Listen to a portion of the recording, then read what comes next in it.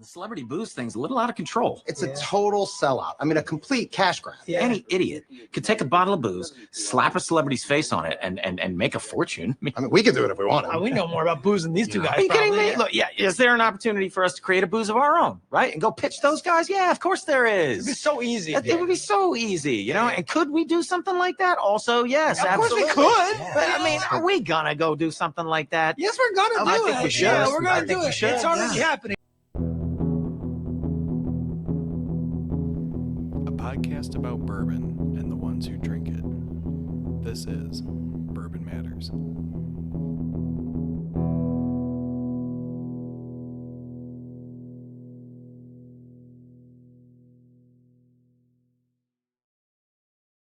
Welcome to Bourbon Matters. I'm Jake.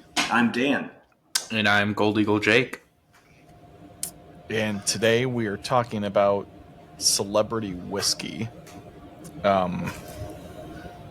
There's been quite a bit of celebrity brands releasing recently. I found this interesting note that in 2018 there were fewer than 40 celebrity liquor brands overall, and by 2022 that had expanded to over 350, which is insane. I think a lot of people know specifically tequila celebrity brands, like Codigo is George Strait. I can't remember what the Rocks is. Terramana. George Clooney with Casamigos. Formerly. Dos Hombres. With Mr. Malcolm and...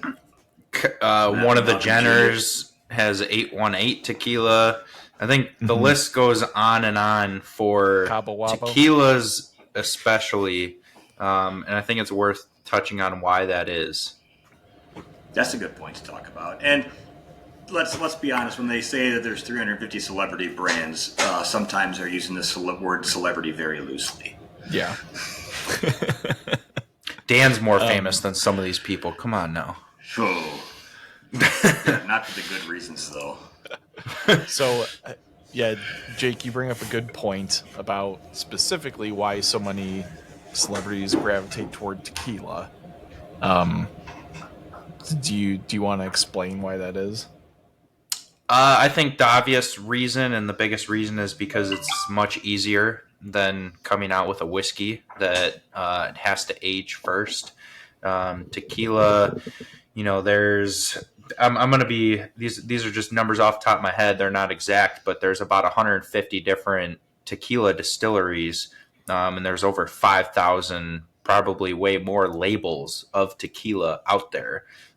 So it's pretty common in the tequila world to go to one of these distilleries, tell them, I want it made this, and this way. They'll make it for you, or just purchase tequila that they've already made, and you can do your own finishing touch on it and come up with a nice bottle, good label, and just start selling right away. So there's no aging, there's no sophisticated blending. I mean, I use that term a little loosely because there is some kind of blending when it comes to tequila, but nowhere near the level that you would see with whiskey. Mm-hmm. So I think it's much easier for somebody to just go ahead and start a tequila brand. And also a lot of these celebrities who, I think a lot of these celebrities, tequila is just an easy choice because it's probably, you can take shots of it. It's probably what they're used to, unless they're really into whiskey.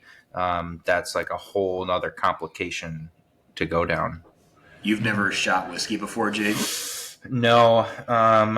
Maybe a couple times in my life, but it's always tequila. It'd always be tequila. One night in college, you probably had 7 shots of Jack Daniels. No, Jameson. I didn't like whiskey in college. Even we just did cheap beer and tequila shots, vodka in whatever juice we could find. That's true. Yeah. So didn't really drink a lot of whiskey. And yeah, probably because I thought it tasted awful when I did try a shot of it. So I also think, like we mentioned some we just mentioned a few names of celebrity tequila brands. I don't know a ton about them, but I guarantee if you dive in, there's a lot more younger generation people that have tequila brands than there are older generation, because it's more of a hip young kids thing, I still think, with tequila. When we talk about some of the celebrity whiskeys we have, I don't think there's anyone under the age of 45 on the list. Yeah, there are. There's a few. A couple. It's the minority, not the majority in our list. I would agree. But yeah, so I think, as we shift talking about whiskey celebrity brands, yeah, I think, and you guys can chime in if you think I'm off here, but You are. the explosion of celebrity brands in whiskey, I think, directly coincides with the explosion of whiskey as a category overall. Also, we're seeing a massive ramp up in production and all that stuff, so it's becoming easier and more accessible for these brands to exist. Like Jake said, it's easier now to go to a big contract distiller and say, hey, I want to buy a bunch of barrels and just slap my label on it and sell it. And that wasn't the case maybe 10, 15 years ago. Also, the industry, the bourbon is just booming right now. So I think a lot of celebrities just saw it as a way, still is. A lot of celebrities saw it as a way to make a quick buck and, turn some of their following into some dollars, especially if they were willing to go out and do bottle signings and things like that. You can make a lot of money, sell a lot of cases pretty quickly. I disagree, because that paints the picture that celebrities are just trying to take advantages of a situation to make money, and I don't think they'd do that. We just got out of political season, and no one in celebrities does that at all. No exploits in celebrities at all. How So you're smart both of wrong. you, Dan, They wouldn't do things like to that. think They're about celebrities. something. They're role models. They wouldn't lead us wrong. They're the most important people in the world. So let's jump in and talk about probably the couple biggest celebrity brands in whiskey out there. I'd say at least number 1, 2, or 3 is Blackened, followed in that group by Heaven's Door, and then probably. Are we going to throw Traveler in there? It might be now. But I mean, I think, we've got like 30 or 40 of these brands listed. I think easily the 2 most serious out of all of these are Blackened and Heaven's Door. They're probably both the 2 most established of all these brands. That aren't like just a celebrity partnership. And I think I know Heaven's Door is actually starting a distillery, because we talked about that in one of our episodes. I don't know about Blackened, but I mean, they've got a lot invested in their warehoused Yeah, you got all the barrels that they're speaker aging. systems. Let's talk about Blackened for a second. So Yeah. everybody knows Blackened, thinks of Blackened as, I think when they first came out, everyone was like, "Ooh, how gimmicky! They're blasting music while the whiskey ages." Like Dan's over there, like, "Yeah, it's not gonna do shit." No, it's all real. But You gotta believe. But it worked. I think you could argue they're one of the most successful celebrity whiskey brands. And I do think they appeal to not only all Metallica drinkers, because anyone who likes Metallica is like a diehard fan for heavy metal and the band. And the ones that do drink are like savagely trying to go around, collect all these different Metallica releases. And that's probably all they're drinking, because they have a very loyal following. Yeah, And I also it helps think that it's good too. That's what I was going to say. Like, I think it's good, and I think different releases have been good, so they're also pulling in other whiskey drinkers. They've done some really cool collaborations, with Wes Henderson, who is the founder of Angels Envy. They did a collaboration with Willet. They did a collaboration Which with is what I'm Rabbit Hole. drinking tonight. So they've done some pretty big name collaborations, and I think that helps give them a lot of credibility. But then also, yeah, the whiskey is good. People do enjoy it, and I think that's one of the biggest takeaways when I was looking at the success of different celebrity whiskey brands. And this is why Traveler should be included in this conversation, but probably won't be in this conversation years down the road, I think, because a lot of these celebrity brands have a huge launch and they sell a ton of cases right up front in the first 3 months, and then they die and they just sit on the shelf. And that's kind of what we saw with Traveler. Well, another thing I want to talk about real Blackened quick, too. the other thing that's important about Blackened is that Dave Pickerel consulted for them, and that's a huge boost. He did consult. He distilled for them. The first few releases of Blackened all have Dave's name on the bottle. After he passed, a few of them still did, and now it's Rob Dietrich's name is on the bottle as the master distiller. But I think that's one of the big things of why was their whiskey good? They had Dave Pickerel distill it. Yeah. So, what were you going to say, Dan? that was what I was going to talk about. I thought that was that's another reason of because they was going to be why is it good? Well, they had some really high end whiskey people making their stuff for them. Yeah, and I believe, to Jake's point earlier, that the band actually invested in the brand and started it themselves, and hired Dave specifically. So that's I think rings true with what you said, Jake, that those kinds of brands are the ones that really have longevity and are built from passion.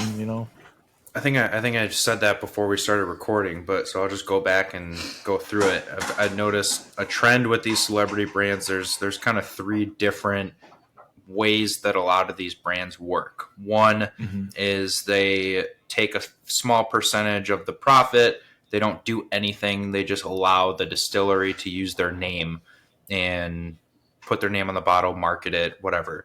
2, a lot of times the celebrities will split the profit with the distillery, but the distillery still does all the work, including coming up with the whiskey, coming up with a bottle, doing a lot of the marketing, and kind of rely on the celebrity to do some of the marketing, but they're never going to, dive into it 100% head on. And then 3 is when the celebrities actually invest their own money and put in the work behind the scenes to get the brand up and running. And that's definitely where we've seen the successful celebrity brands fall into, is that 3rd category. Yeah. And that's with anything, with any type of business, though, is the people, even if your name's there behind it, if you're putting in the time and the effort and the work and people see that you're helping drive the whiskey brand itself, and not just haphazardly showing up for some bottle signings, they're seeing that your passion's in it, and they're more likely to stay. And usually what that means is you're spending extra money to have big names come in and help you. So, like Chris Stapleton's with Traveler, he did that with Wheatley. It's the master distiller at Buffalo Trace and him worked on that together. So there's a big name behind it. So it's not going to be shit. Now, is it the greatest? I know I had it once. I thought it was fine, but I'm a bourbon drinker and it's a blend. It's meant to be a really easy drinking whiskey. Right place, right time.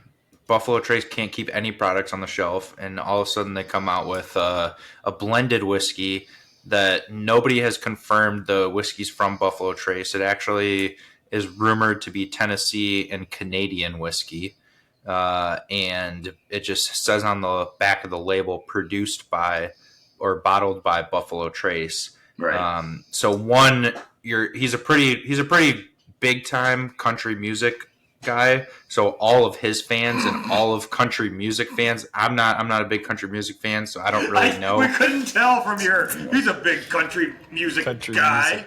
I don't know what to say. He's got a huge following. I think people that like country music absolutely love him, and I would say he's probably at the top of most country music people's lists. But he's like the number one or number two, and the number one. All right, that country music guy. All right, so I wasn't wrong. He's a big country music guy. So he's got a ton of followers. All of his followers plus everyone who's into country music is buying it. Plus all of your whiskey people are buying it because Buffalo Trace comes out with a new bottle that I can actually purchase, and it's sitting on the shelf at $30. And this was one where we sold, I think, 21 cases the first 2 or 3 weeks it came out, and those are 12-pack cases. And then all of a sudden it just died. Yeah, because it was all of a sudden everywhere, all at once. Well, not only was it, I mean, it was just sitting. Like cases were just sitting in stores. Well, that was one of those things where it wasn't super clear that it was going to be available all the time. So I think people ran out and bought it, assuming that it was some kind of limited release, and then it was like, oh no, this is going to be on the shelf all the time, and then no one cares anymore. Yep, exactly. All your Buffalo Trace people tried to hoard it and buy as much as they could until they realized that, one, it's not very good, and two, it's available anytime you want it. Yeah. But I don't know, props to them. They sold a ton, and he partnered with a legit distillery that people actually really want. So if you're gonna slap your name on a label, and I know they kind of went through and did some blends together supposedly, but if you're gonna slap your name on a label and come out with a whiskey, Buffalo Trace is probably the one to do it with. So one thing I've noticed since we put the list together and comparing it back to like the tequila brands, like all of the people that are in music, besides one, are country or like heavy metal or hard rock bands. Yeah. There's like, except for one name on the list, everyone else is either country or two, yeah. But other than that, it's pretty much rappers don't rap about whiskey. They rap about cognac and champagne. Hennessy. Country music is all about that whiskey. And then, I would think heavy metal music too. So, well, what's funny about Blackened and Traveler is at least half of Metallica is sober, and Chris Stapleton is also sober, I'm pretty sure. So it's kind of funny that they're putting out whiskey brands to begin with, but you got to do what you got to do. Got to make that paper, as they say in the country game, by that one country music guy, I think. that one big guy. So do you want to talk through some of these other like bands and musicians real quick that have labels? I might as well go through the music ones and see if we've had it or not, if we know much about it or not. Like, I can tell you right off the bat from looking at the first one that it's probably fake as hell and comes in a pink cowboy hat. You might guess.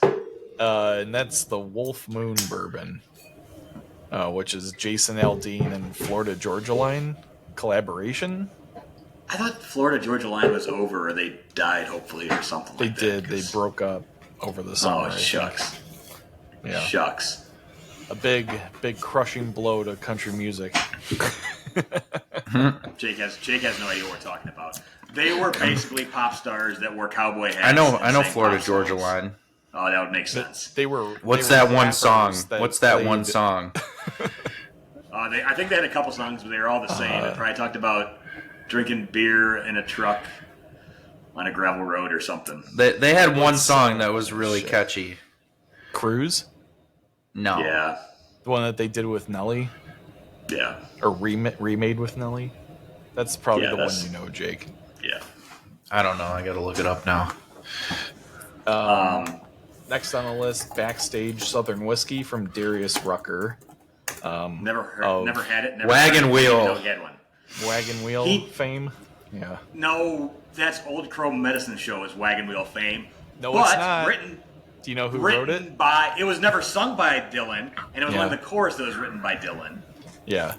The verse was written by Old Crow Medicine Show, and the better version is by Old Crow Medicine Show. I would agree.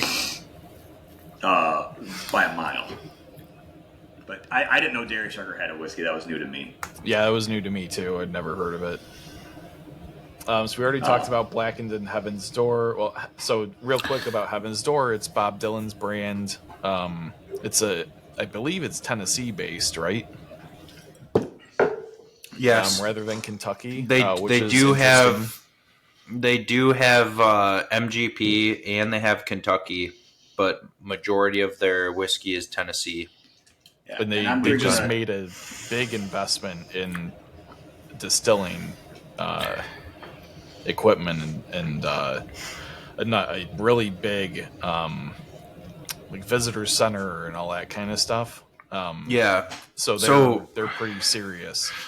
And I mean, it's definitely a successful brand because I think they've captured a lot of people. They've captured music fans, and two, they've captured a lot of whiskey fans who could care less about the celebrity aspect of it because they do put out some pretty good whiskey. Yeah. Yeah, I know for me, the only reason I tried it was because it was Bob Dylan's brand, and then it was good, so I, keep a bottle around usually. And it's something you can give to almost anybody, and they'll enjoy it. Yeah. I'm drinking a 10-year Heaven's Door tonight, 100 proof, 20% rye. One thing I just noticed on the side here that I never remembered from before, even though it's a Tennessee whiskey, it's non-charcoal mellowed. Yeah. So it's made in Tennessee, but it doesn't follow it has to be charcoal filtered Tennessee whiskey stipulation because it doesn't even say Tennessee. It just says straight bourbon whiskey. I think I've talked about this one a little bit before. It's a good, solid whiskey. When it came out, there was a lot of hype and a big price tag on it. I don't think it's worth the price by any means. I thought like $120, $130, which isn't out of line for a 10-year. You got batch one. That's batch one of like their limited releases, which I did not think was good for the price point. It wasn't bad. It's a solid whiskey, but it's not for the price that they were charging for it. Yeah, but it also came with a really cool copy of like some handwritten lyrics, Bob Dylan. I thought that was kind of cool. Mm-hmm. I don't know if you saved that, but no, Dan doesn't appreciate things like that. And then I don't have much attachment to many things, Jake. And then so they also came out with that $500, $600 line, the bootleg series. Mm-hmm. Which I know one person who has every single one, and he's just like, man, this is like the worst. This is the worst thing that I got into because now I can't skip a year. I have to buy every single year's bootleg release. I mean, you can just stop at a certain point and not buy any more from there on out. Is the other option? You can't if you're missing they don't put a gun to your head and make you buy it every year. If you're missing, just not buy it a year. If you're missing release 1 and 2, then you can totally stop. But if you have all of them up until this point, you cannot stop. I mean you can totally 100% stop. That collection is not going to show up. That collection is going to be worth a lot of money. You are doing yourself a big disservice if you stop at any point. If you're listening, you can just stop. Don't listen to Jake. He's trying to make more money off you. Well, all right, so there's no point in buying now if you don't have any of the other ones. But it's just like Whistle Pig Boss Hog. Like those early editions, nobody thought was going to be a thing. It was too expensive, and then boom, all of a sudden, Whistle Pig Boss Hog sells for $22,000. I can't wait till Jake edits the subliminal message in here that says keep saying "buy from Gold Eagle" during this entire speech that Jake's going on right now. Buy $600 bottles from Gold Eagle. Well, I'm only getting 2, and one of them's already sold. So buy $1,000. We don't need to go out and push this one. All right, so moving through the line here. Virginia Black, which is Drake's label. I've never even heard of it. He actually put money into it, so we might actually see this one show up soon. From what I read, it's very small still, but they're hoping to start growing rapidly in the near future. So it's a little interesting. But more Jake in said line rappers with, only rap about Hennessy and not whiskey. that is what was said, but I've never heard of this brand, so yeah, this is the first I'd ever heard of it. Old Camp is Florida Georgia line. No one cares. Sir Davis, the Beyonce one, which we kind of touched on a few weeks ago when it came out, or a couple months ago. Again, I don't think anybody particularly cares about that one. Have you, Jake? Have you gotten any in the store? Because I've heard it's decent. I'd like to try it sometime. So we do have it. I do think it's decent, but it's definitely not worth what they're charging for it. $90 a bottle.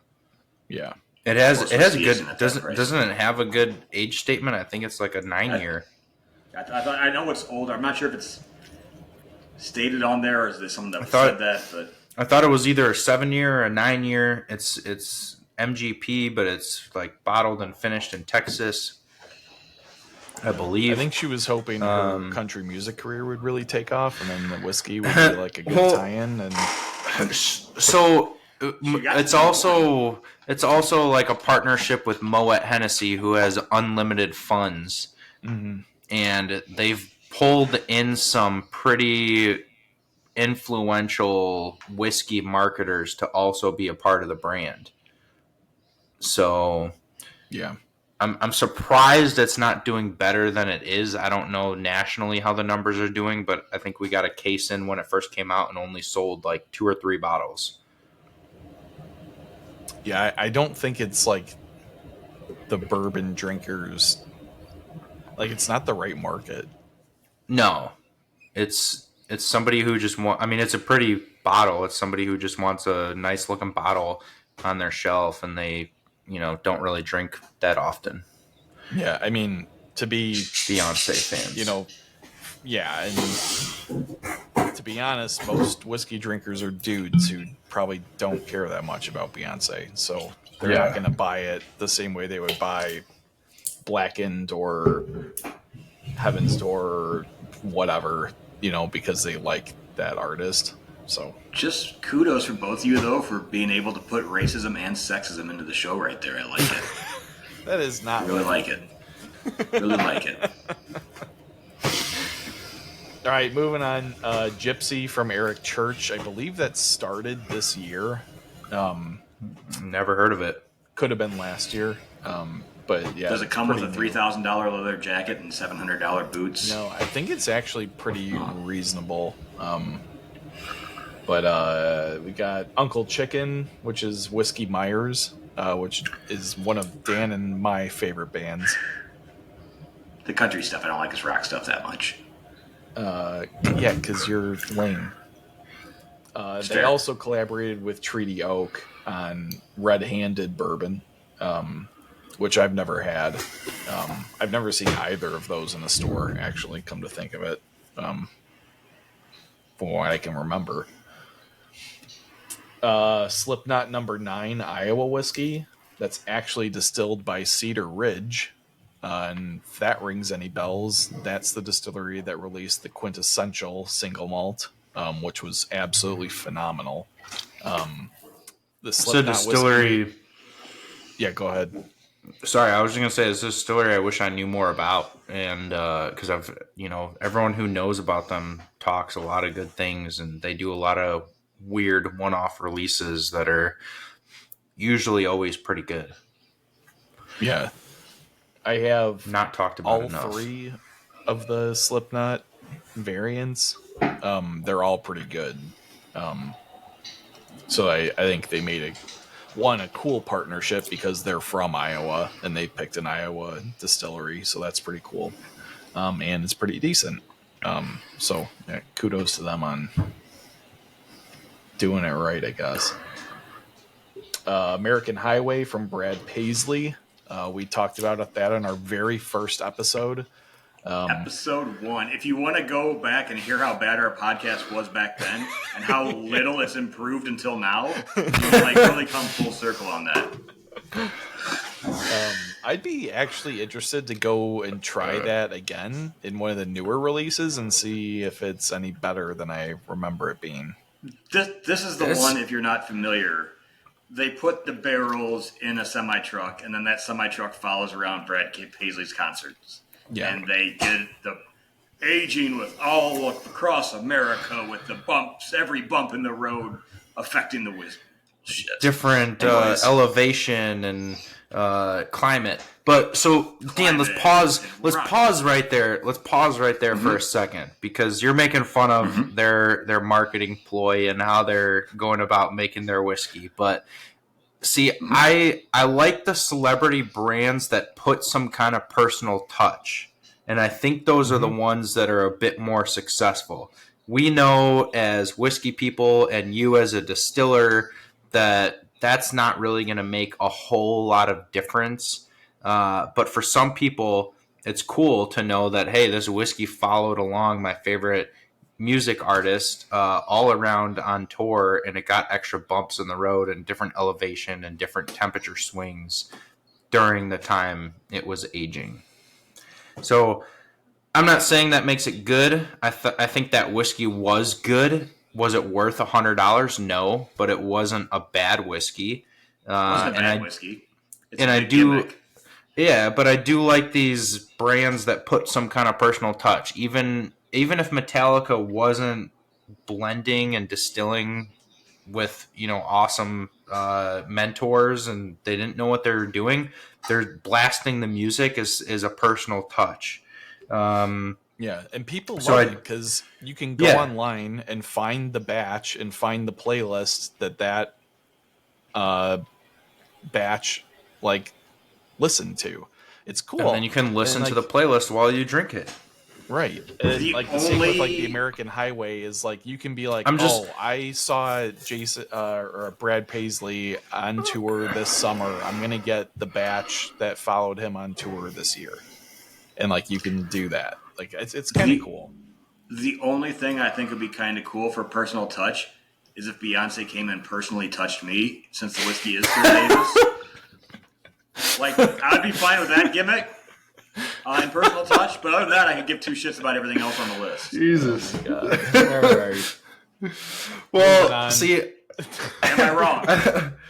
that was good, Dan. That was good. No objections. Yeah.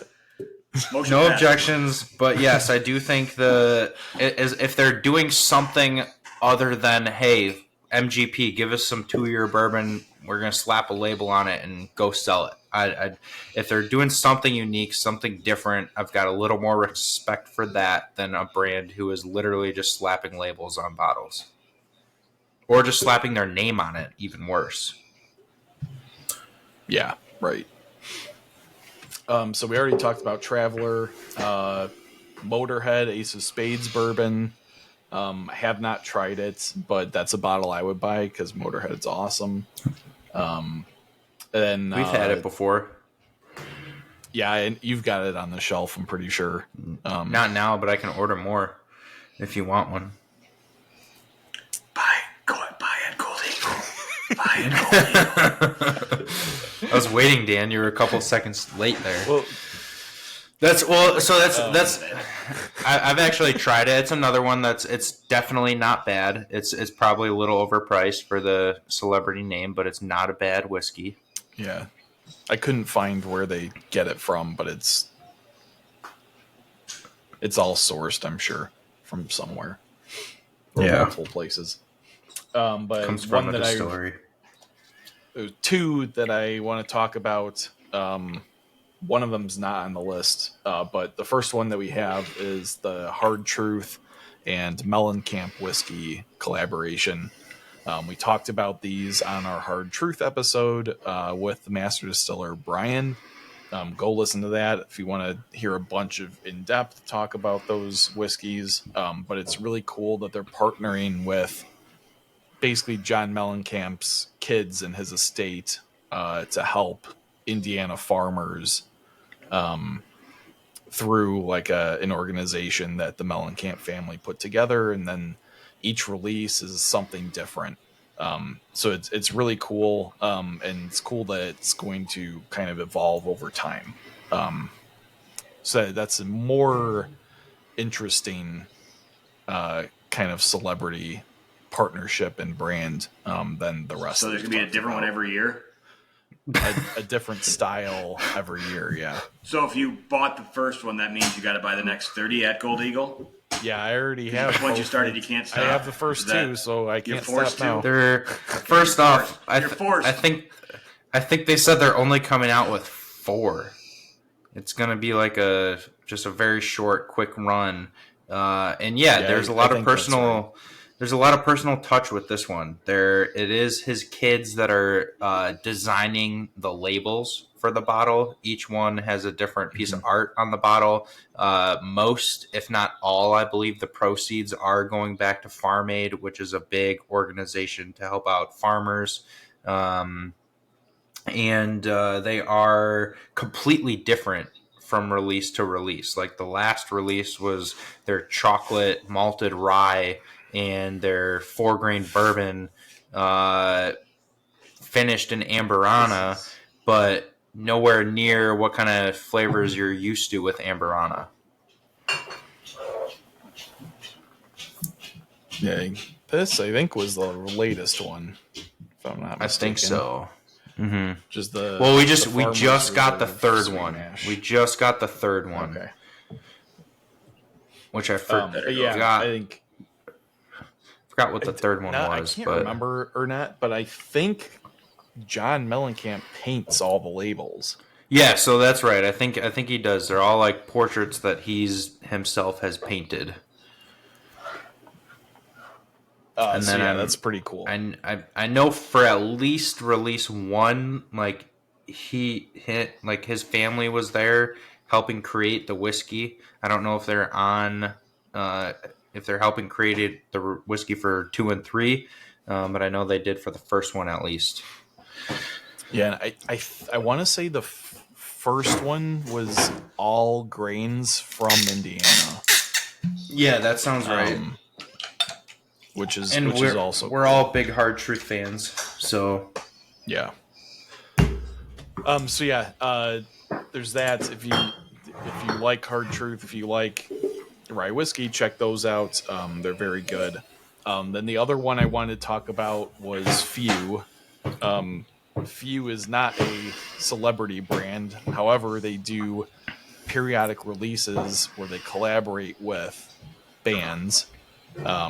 The first one, kind of like the Farmers. Similar situation. Because Hard Truth is not a celebrity brand, but they have that one line where it is tied to John Mellencamp. So yeah, good. I'm glad you brought up the Few. Yeah, Few's done, I think, 3 so far. The first was with Black Rebel Motorcycle Club. I think it was called Motor Oil, which is kind of cool. Mm-hmm. They did a release with Alice in Chains. And then the most recent one was Smashing Pumpkins. Billy Corgan and his wife curated tea infusion for the whiskey, which is really cool. Then the Alice in Chains was, I think, tequila barrel finished. If I'm tequila barrel correctly. Finish. There was one more too. Am I missing one? Yeah, there was one more. I forgot off the top of my head what it was, but. I know the Black Rebel Motorcycle Club one was the one that the rep told me if I ever find it to buy a case. Because it's sold out everywhere and it's a couple years old now. And she said it was her favorite release that she's ever had from them. We got some in 3 or 4 months ago. It was they brought it back for something. Okay, so you did get some. Yeah. What's the other one? There's one more. It's gonna kill me now, so I gotta look it up. The motor oil is finished in rum and vermouth casks, which sounds super cool. It's really good, actually. It's really good.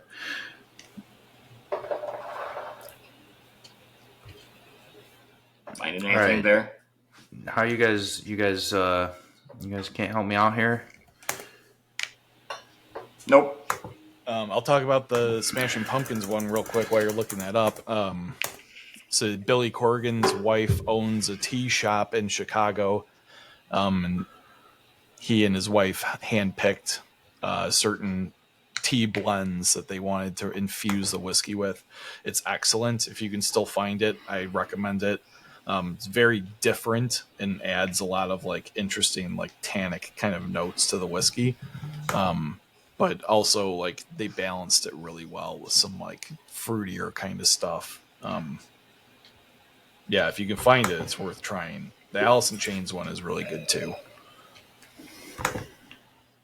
They said they're not going to make the Alice in Chain one anymore, though. Yeah, that was a like limited run, I think. Mm-hmm. All right, I have the bottle Pretty much. in my basement, but I can't find it online. I mean, that's the main ones we had for music. We could be missing some. Flaming Lips. Kind of Flaming Oh Lips. yeah, that's right. Yeah, Flaming Lips. I don't know anything about that release. Yeah, though. this one was like the first one they did. It was from probably 5 years ago. I don't think they ever did it again. But it was all local grain, and it was predominantly rye. If we want to look at some of the big athlete ones that are out there for whiskey, the first one we had written down is actually no longer anymore, which is Terry Bradshaw's bourbon, which was Green River Distilling. Yeah, they probably think Terry doesn't have too much time left, and figured they better end it now. Am I wrong? The Bradshaw That's part of Fox Sunday, though. Yeah, it was actually a pretty good bourbon, but again, not great, and it was only $50. It was decent. So. It was Green River. Yeah, it was $50 Green River. So Before anyone knew what Green River was. And there's Sweetens. Right. Yeah, that was before the Green River label even came out. Or the new one. Sweetens Cove, which is Peyton Manning's whiskey. He's that football guy. Yeah. Have you had that, Jake? I haven't seen it at all. We have one bottle. Tried it, but it's also isn't it? it's expensive. Yeah, it's Tennessee whiskey, and there's not an age statement, and it's like $180 a bottle. So, jeez, if you can imagine, we've had a hard time selling that one. Yeah. When Jake talked about sometimes you get a bunch of cases in and then they sell like really quick at first and they just sit. The next one I would say would be Digits by Scottie Pippen. his last words mean to move on. Shout out to Scotty. That was well, I don't know. I think we should talk on it really quick because I think that is a perfect example of hey, I'll do the most work I can, which is kind of maybe helping design the label, going to the distillery and tasting some of it, and then showing up at bottle signings at liquor stores to sell the product. We had to buy 1,200 bottles to get him to come, so we did it, and we sold 800 the day that he was at the store. Jeez. So props to him. 7 cents, and it's been 3 years. No, we sold the rest, but we discounted it to like half price after it sat there for a couple of months and without selling. So we've sold the rest. We're all through it. But I mean that as much as I hate to say it, that's what I would call a successful like boom or launch of a bourbon. That probably is never going to see success again in the Chicago market, even though you would think that would be his best market because and the chances of it being successful elsewhere is pretty low. Yeah. I mean, I've noticed he's like launching one city or one state at a time, which is probably smart because you need him to be there signing bottles to get the brand moving. Do you know where it was sourced from? Dickel. Oh, okay. But it was blended and bottled at Dave Finney's distillery in California. Okay. Makes sense. Makes a lot of sense. But yeah, it was 5-year Tennessee whiskey, and it was $70 a bottle. Mm-hmm. And it wasn't bad, but it was good for $35. It was not good for $70. Yeah. You can get Dickel 8-year for like $28. It's Yeah. a hard. Yeah. Charles Woodson has a whiskey called Woodson Whiskey. Probably one of the biggest known athlete brands is Proper 12, which is Conor McGregor. Yeah. Then there's Bespoken with Derek Jeter. He's that baseball guy. And then I didn't know that Steph Curry has a Steph Curry Gentleman's Cut. He does. Mm-hmm. Yeah, that was a big deal when it launched, wasn't it? I think there was a lot of press about it just because, it's Steph Curry and everyone knows Steph Curry. And he also launched it like when he was right at the end of his he's still doing great, but right at the end of his like prime NBA title run, he came out with it. But again, this was a 90 proof, non-age stated sourced bourbon that he was selling for $90. Yeah. So I think it appealed to your same people who are excited about the Beyonce whiskey. Like, it was gentleman's cut. Like, it's a cool bottle to have on my shelf, but you're not going to go buy a second bottle. And if you're a whiskey person and not a huge Steph Curry fan, you're not going to buy a bottle. Yeah, right. Which Chicago market's not the market for Steph Curry, I would imagine. No. You'd be surprised. Until he moves here when he's washed up and we overpay him, right? That's the Chicago way. The last main category is getting some of the actor brands. Brothers Bond, which is probably one of the bigger ones, which is the True Blood guys. Which I've never had it. Nearby. I've never had it either. I've heard it's decent, but again, we still haven't brought this one into the store because it's just another MGP label that's priced a little higher than most of the other MGP at that age statement. So when someone's like, "How do you not have Brothers Bond? It's so good." I'm like, "Well, look at this whole shelf is all from the same distillery, and there's plenty of options in that category." Yeah, Jenna's friends asked me to get it for her, so I did, and then I never heard anything else about it. So I'm assuming it's not that great, but probably my favorite one on this list, just because I'm a big fan of the show. I haven't seen it to buy it, but if I do see it, I will buy it. Is Four Walls, which is the Always Sunny brand. They came out with this back during COVID. It's a blend of Irish and American whiskey to kind of link their two heritage things together. They did it where part of the proceeds for this, and they had like a really expensive, like $400 or $500 bottle that was just older. But that was mainly more of a donation to the charity that they had set up to raise money for bartenders in Philly during the pandemic, which is kind of the main reason they came out with it. But it's still around. But I don't know if Jake's editing skills are good enough if he can do this or not. If you're watching on the YouTubes, there might be a intro clip from the Always Sunny Celebrity Booze episode. If not, and you have Hulu or FX, I highly suggest to go to watch Celebrity Booze episode because they just make fun of themselves nonstop for it. they saw it. Okay. That's confidence right there. Till we get DMCA'd. And probably the biggest, one of the first ones to really go into the whiskey space would be Long Branch with Matthew McConaughey. I mean, that's been around for a long time. That was what kicked it all off, I think. Right. Yeah, but he was very integrated into that because he was actually there with the Russells. Yeah. To do everything. And that one came out like years before we saw this whole boom. Oh, and it was 10 years, I bet. Yeah. And it's with obviously one of the best named distilleries out there and biggest. So there's a lot of people that like that brand. Yeah. 2018. Not as old as I thought, but I mean, just right, kind of the right at front the of the big start wave. right before any celebrities were doing anything with spirits, let alone whiskey. Yeah. Then there's my spirit animal. Nick Offerman has this Lagavulin series, which is pretty That's popular. a good but again, series.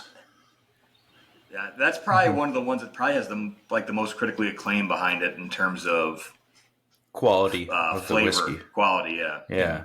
I don't But know how much that he probably actually does. No, I bet think he I bet he's very is. hands-on. Yeah, I think he Is he goes really? there Okay. and they come up with what they're doing every year. Like he's very hands that's on cool. with that one. He's a big Scotch guy, and even in Parks and Rec, they did a couple Yeah. show, or they did when Ron they were Swanson, over in goes Ron to Swanson's visit Lagavulin. they whatever the name was for the show. It wasn't Lagavulin, but they Yeah, it was. had a fake name. Was it? I thought they had a fake name for it. No, he always specifically says that he only drinks Lagavulin. But he was there. But no, I'm pretty sure from what I've understood, he's very hands-on with that. One that came out a couple years ago was Nobel Tennessee Whiskey, which is with Mike Rowe from Dirty Jobs. I think that also has part of the proceeds for that goes to his charity for trade schools and things. I think so. The only reason I remember this last one is one of my buddies who moved down to Florida sent me a picture of brown butter bourbon, which is a John Taffer bourbon, which John Taffer is the asshole from Bar Rescue. This one is mainly meant to be mixed. I don't think it's very expensive. I think it's supposed to be a bar mixer. Oh, well, that would make sense. And then Jake can probably talk a little bit about the last one, is Woody Creek with William Macy. Woody Creek. William H. Macy. Yeah, we had William H. Macy at the store not too long ago, about a year ago, maybe 2 years ago. But interesting brand. I don't think he didn't start the brand. He's an investor into the brand. But he lives on the property. He's got a ranch on the property of Woody Creek, and he's got a potato farm on his property, and that's where they get the potatoes to make their vodka.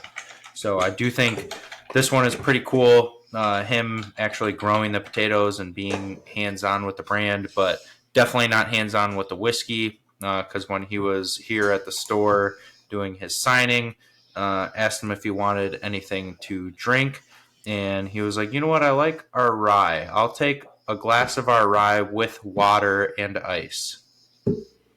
And he's, it's so smooth and so good. Awesome guy, by the way. Water and ice in it. Yeah, with water and ice, not just ice. But one of the nicest guys I've ever met. He was super personable with everyone who wanted to talk to him. Like we had to hurry him up so that he stopped talking to people, so that we could move through the line. So great guy, nothing bad to say about him. It's cool. I think that he's doing something, to help the brand instead of just slapping his name on it. Because I don't really see his name slapped on the brand often, if ever. Yeah, I just see him every once in a while as a cardboard cutout. Right. But it's not like they stick his face everywhere and they're like, no, his name's not on the bottle. William H. They're Macy. not. Like, Yeah. Mm-hmm. Well, I guess. So, What are your final thoughts, takeaways of celebrity whiskey? I think we kind of touched on the big point where Jake walked through the three types. I think a lot of these will die off. I think maybe 4 of all the ones we've talked about today will have long-lasting success. Like, the one thing I'll say is I don't think any of them that I've had have been bad. I think the majority of them have been way overpriced. yeah, Yeah. I'd agree with that. I mean, you got to make up for the money that the celebrity's going to want for attaching their name to it. I mean, probably the most reasonable one is probably Long Branch. Yeah. Price point wise, yeah. Yeah. Mm-hmm. And again, this wasn't a quick celebrity cash grab. I don't think, because this was before it was really standard popular. Blackened and standard Heaven's Door are also pretty reasonable. Yeah, they're pretty affordable too. I think that's the key, is to have the affordability, the value for the brand for it to stay. Yeah. if you want people, if you want the brand to be successful, you need people to keep buying it. You can't just sell 100,000 cases right off the bat and then sell, nothing years after that. You need to have something that people want to come back and buy more of when they finish their bottle. And the downside of celebrity brands is they get hit by a bus or they diddle a kid, like celebrity brands over. Yeah, that'll end a lot of things. Yep, if you get hit by a bus or diddle a kid. But That's why you're not going to see Ciroc around very much longer. Yeah, no, I think the downside is you got to be hesitant and careful when you're purchasing a celebrity brand, because there is a lot of those brands where they are just attaching their name to it and getting a percentage, and that causes the brand to raise the price on it. So make sure you're buying something that is doing something different, doing something unique, or actually has a hand on in creating the blend or product that you are buying.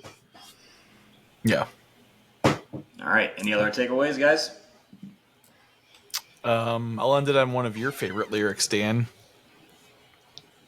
He didn't just say what I think he did he? Did he? You didn't spell rapper without the P. It's a line.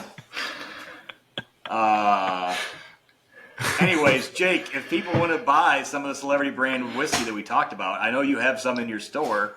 Where can they find it? We do have some, yeah, and we got a bootleg we need to sell. So come check us out at goldeaglewine.com. Follow us on Instagram at goldeaglewine. Follow us on Facebook at Gold Eagle Spirits. And come check the shelves. We've got over 30 different celebrity brands probably on the shelf. I got an idea. I've seen that bootleg ever since I've started going to Gold Eagle like 3 years ago. You haven't seen it or have? No, I have. It's like been sitting up on the bourbon shelf for like at least. Yeah, the box takes up 2 like years. 4 spaces. But no, it's actually the newest one. I mean, they will sell through. We still have 1 bottle left of last year's release. Okay, but it's just a different one that I've seen. Yeah, it's a different one each year, but somebody eventually comes along and buys it. Why don't you put it a special coupon for half off the bootleg with purchase of Weller Millennium? We would. The sad thing is we would still lose money on that deal. All right, Jake, where can people hear about American Highway on our very first episode? Watch on YouTube to see the funny Always Sunny introduction or other things that we did. You can watch us on Spotify and YouTube. You can listen to us on Spotify, Apple Podcasts, Google Podcasts, or any other podcast platform. Follow us on Instagram at Bourbon Matters and also on Facebook. Make sure you reach out. Give us your feedback on celebrity brands. Are we full of shit? Do you think celebrity brands are the greatest thing, the greatest whiskeys you've ever had in your life? Dan's shaking his head no. So call him out. Challenge him to a fight. Make sure you like, subscribe, comment, share with your friends. Sounds good. All right, boys. Cheers to celebrities, the most important people in the world.